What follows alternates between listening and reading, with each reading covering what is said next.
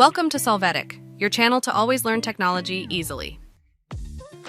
Below in the description, you will find useful links we used in this video.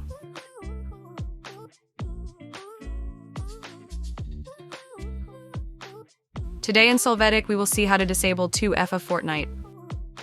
Let's go to the link that we left you in the video description. There, click on your profile and then click on your profile and select the account option. After this, go to the section Password and Security.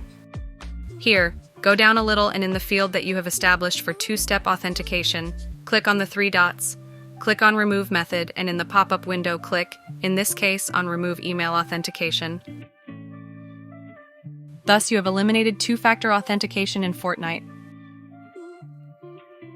Hey, remember to subscribe Solvetic channel.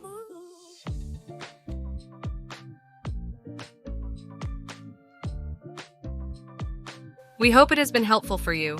Here are links to watch more videos of your interest and subscribe to the Solvetic channel. Thank you.